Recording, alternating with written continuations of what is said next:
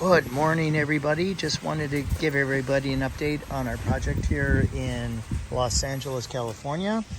We got the decomposed granite patio installed. It's going to be completely permeable, absorbs rain, so there's not going to be any runoff. And then over on this side over here, this is the educational center where we've got a 5,000 gallon rainwater harvesting system underneath the ground, and that's what's providing the water for this waterfall we built. And so the rainwater harvesting system's here. We put a screened beach sand on the bottom, about 4-inch layer, and then we put this flagstone on top. We have it taped off with this blue tape because we put this stuff called gator lock, and that's what it looks like. It's really beautiful. It's like a super glue that makes all the stones adhere to each other. And then when it dries, it becomes super permeable.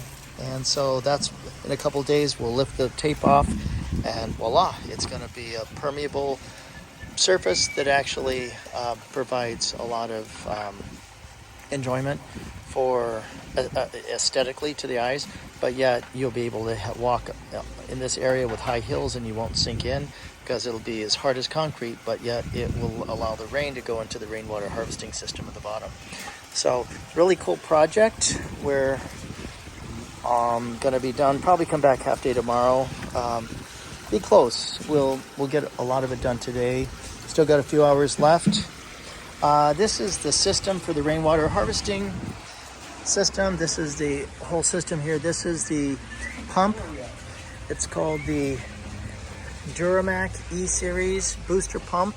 This pulls water out of the rainwater harvesting system, and we have the Rainbird valve right there. That's gonna when it senses the water is too low in the middle of summertime, for example, if they use a lot of water, it'll actually kick on water into an automatic water fill that we installed. The sprinkler timer, actually this, we're not even using it for a timer.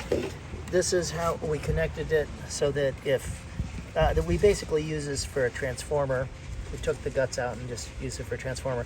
This is what's gonna make the sprinkler valve go on with city water. When it gets too low, that's how you would hook it up. Okay, so hope you enjoyed this video. We'll do another video once it's all done. The Dignan Micro Farm backyard. Thanks for joining. Thanks for watching. Take care.